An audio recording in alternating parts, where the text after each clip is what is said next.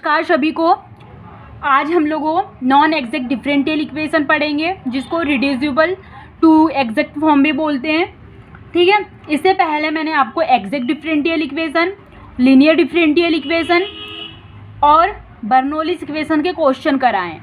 ठीक है, तो आप जाइए और उनको देखिए, मेरे चैनल को विजिट कीजिए। ठीक है, और आपको मेरे पढ़ाने का तरीका अच्छा लग रहा है तो प्लीज़ ज़्यादा से ज़्यादा वीडियो को शेयर कीजिए, लाइक कीजिए, कमेंट कीजिए और चैनल को सब्सक्राइब कर लीजिए ताकि और बेल आइकन को प्रेस कर लीजिए ताकि मेरे वीडियो को नोटिफिकेशन आप तक जल्द से पहुंच पाए। ठीक है, चलो चलते हैं कि नॉन एग्जैक्ट डिफरेंशियल इक्वेशन के क्वेश्चन को कैसे सॉल्व करते हैं। देखो, हमको क्वेश्चन दिया हुआ है x square y minus 2xy² dx minus x cube minus 3x² y dy is equal to 0। ठीक है, जब हम एग्जैक्ट डिफरेंशियल इक्वेशन सॉल्व करते हैं तो सबसे पहले हम एग्जैक्ट डिफरेंशियल का मेथड क्या होता है, एग्जैक्ट डिफरेंशियल इक्वेशन को सॉल्व करने का मेथड क्या होता है, mdx plus ndy is equal to 0, ये होता है। ठीक है, तो कोई भी क्वेश्चन हमको अगर इस फॉर्म में दिया हुआ है तो हम समझेंगे कि वो एग्जैक्ट डिफरेंशियल इक्वेशन है। क्या है, एग्जैक्ट के फॉर्म में वो दिया हुआ है। ठीक है, देन उसको आगे सॉल्व करेंगे तब हमको पता चलेगा कि वो एग्जैक्ट है या नहीं है। ठीक है, तो देखो क्या सबसे पहले देखना क्वेश्चन के इस स्टैंडर्ड फॉर्म में ये दिया हुआ है। यस, दिया हुआ है क्योंकि ये m की वैल्यू है, dx प्लस ये n की वैल्यू है। ठीक है, इज इक्वल टू 0। आया इतना समझ में। अब देखो हमको क्या करना होता है, इसके बाद में del m upon del y is equal to del n upon del y।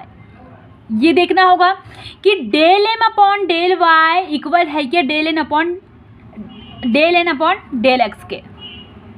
ठीक है, क्या del m upon del y equal है del n upon del x के।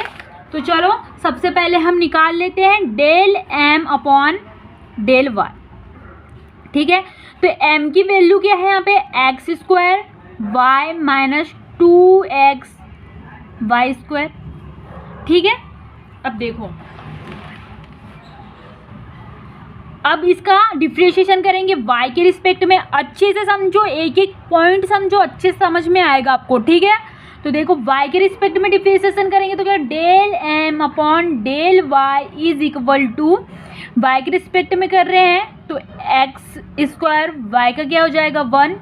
ठीक है, माइनस 2, अब x तो जैसे कैसे रहेगा, y क्या हो जाएगा 2y। ठीक है, तो क्या होगा del m upon del y is equal to x² minus 4xy।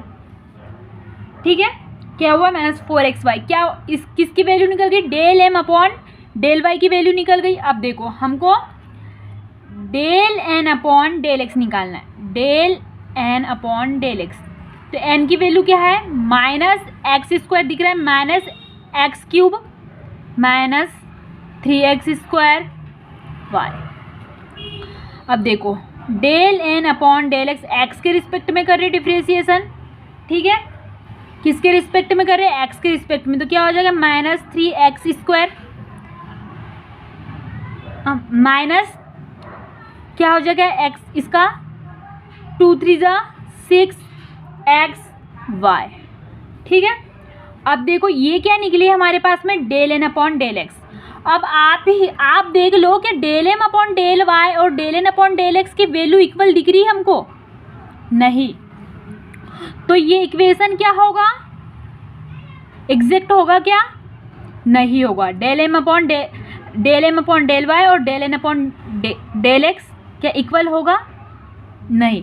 तो ये इज नॉट एग्जैक्ट। ठीक है, ये इक्वेशन क्या एग्जैक्ट नहीं है। ठीक है, जब इक्वेशन एग्जैक्ट नहीं होती है तो सबसे पहले हमको इसका इंटीग्रेटिंग फैक्टर निकालना होगा। देखना, एक एक रूल्स समझना और एक एक मेथड समझना क्या है। अब इसका इंटीग्रेटिंग फैक्टर निकालना होगा, तो इसमें इंटीग्रेटिंग फैक्टर कैसे निकाला जाता है, 1 अपॉन mx प्लस ny। ठीक है, तो देखो अब क्या होगा, integrating factor is equal to 1 upon m की वैल्यू क्या दी हुई है हमको, x² y माइनस 2xy²। इसमें किसका मल्टीप्लिकेशन करेंगे, x का मल्टीप्लिकेशन करेंगे, प्लस n की वैल्यू क्या दी हुई है हमारे पास में, -x³ minus 3x² y into y। इस किसका मल्टीप्लिकेशन होगा यहाँ, y का। ठीक है, तो integrating factor is equal to क्या हो जाएगा, देखो x का होगा तो x³ y माइनस यहाँ होगा 2x² y²। ठीक है, फिर यहाँ क्या होगा, इसमें होगा मल्टी, प्लस माइनस तो माइनस हो जाएगा ये। ठीक है, अब देखो y x³ minus 3x² y², इतना आया समझ में। इसमें क्या है, 1 दिया हुआ है। ठीक है, देखो तो यहाँ पे क्या x³ y, ये प्लस में है और ये माइनस में है। ठीक है, तो इससे ये डिवाइड हो जाएगा, हो गया। अब देखो integrating factor is equal to क्या हो जाएगा, 1 एक एक स्टेप करना है और समझना है। ठीक है, -2x² y minus 3x² y²। ठीक है, ये जो माइनस है ना ये पूरों के साथ में। ठीक है, ये जो माइनस है ये पूरे के साथ में है, और देखो यहाँ भी ये जो यहाँ से हमने माइनस लिया था ये भी पूरे के साथ में।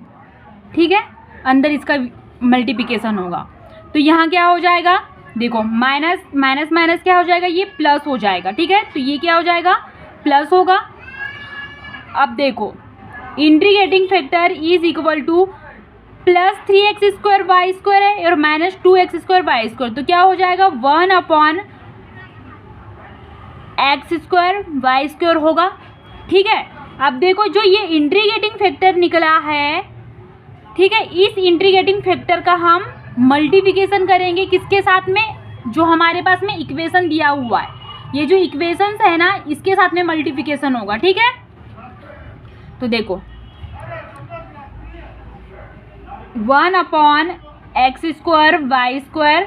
ठीक है, अब देखो x² y² minus 2xy² dx minus x³ minus 3x² y² dy is equal to 0। ठीक है, इसके साथ में इसका क्या होगा, मल्टीप्लिकेशन होगा। तो देखो x² से x² डिवाइड हो जाएगा। ठीक है, अब देखो एक एक समझते हैं। ठीक है, सॉल्व करते हैं, एक एक समझते हैं। x² y² upon x² y² x² y upon x² y² minus 2x y² upon x² y²। ठीक है, dx माइनस x³ माइनस, देखो x³ है यहाँ पे माइनस, देखो x³ किस में है, x² y², ये minus 3x² y upon x² y² dy।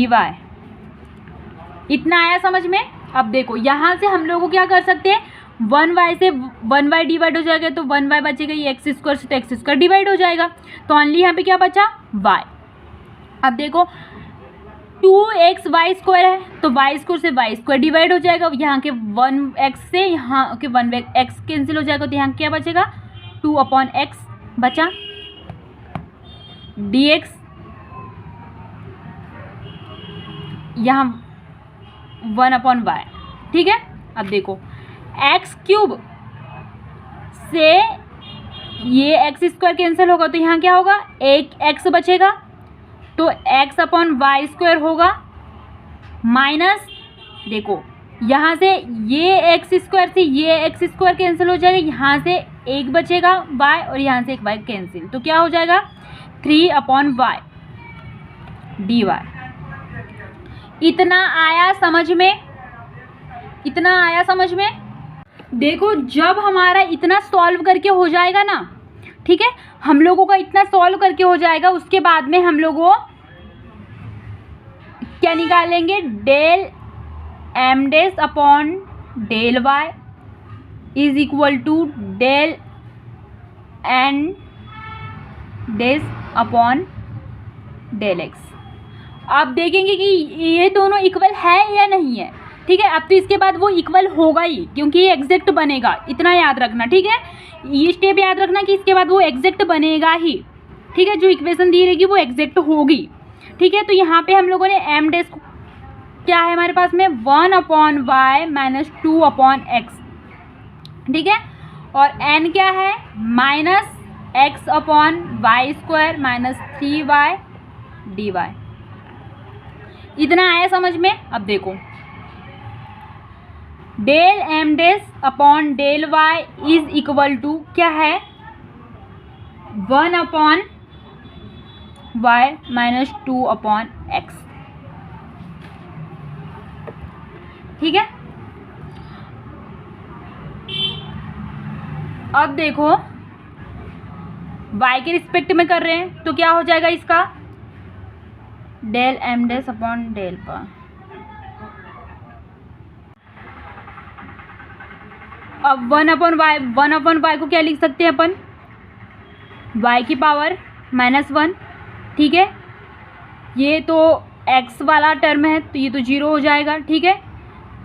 अब देखो डेल एम डेस upon del y is equal to -1 आएगा सामने y -2, ठीक है। इतना आया समझ में। तो del M upon del y is equal to क्या हो जाएगा माइनस, ये होगा, निकल गया del M upon del y। अब देखो यहाँ से अपन अब देखो यहाँ पर हम डेल एन डेस अपॉन डेल एक्स ये निकालेंगे, ठीक है।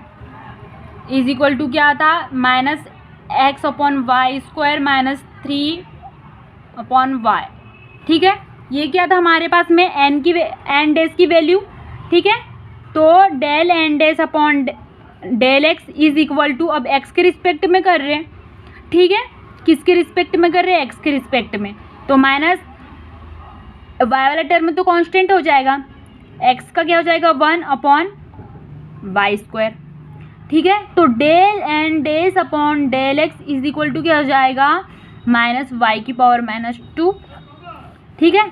अब देखो यहाँ del M upon del y is equal to -y⁻² और del upon del x is equal to -y⁻², दोनों इक्वल आ गए। देखो दोनों इक्वल आया, जब दोनों इक्वल आ गए डेल एम डेस upon del y is equal to del N डेस अपॉन डेल एक्स, ये दोनों इक्वल आ गए तो इक्वेशन क्या होगी हमारी एग्जैक्ट।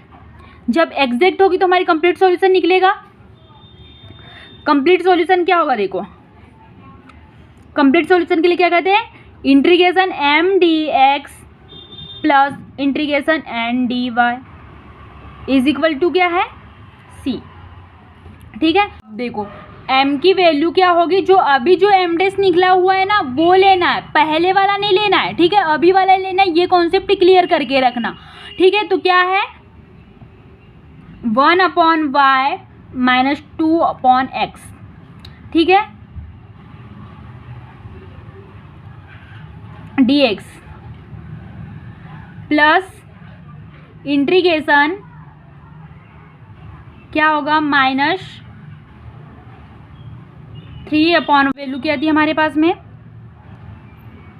x/y² माइनस 3/y, ठीक है। इतना आया समझ में। अब देखो इतना आया समझ में, क्या था हमारे पास में 1/y minus 2/x dx plus integration minus x/y² minus 3/y। देखो इंटीग्रेशन होगा 1/y का इंटीग्रेशन होगा तो क्या हो जाएगा x/y होगा, ठीक है, माइनस 1/x है तो यहाँ क्या हो जाएगा log x प्लस ये पूरे के साथ में, ठीक है, इसके अंदर माइनस था माइनस, ठीक है। तो क्या होगा इसका, माइनस प्लस तो माइनस हो जाएगा, एक्स वाला टर्म तो पूरा हट जाएगा, ठीक है, ये तो पता है कि एक्स वाला टर्म पूरा हट जाएगा, तो क्या बचेगा हमारे पास में यहाँ, और माइनस क्या हो जाएगा प्लस, तो 3 log y is equal to C. यही हम लोगों का क्या होगा, आंसर होगा। ठीक है, इतना आया समझ में। देखो क्या करना होता है हम लोगों को, जो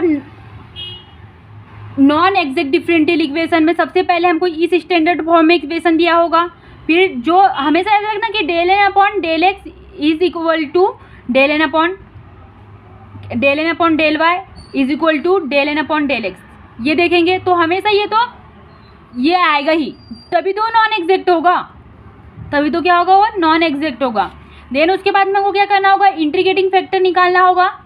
ठीक है, इंटीग्रेटिंग फैक्टर निकालने के लिए हम क्या करते हैं, M x plus N Y.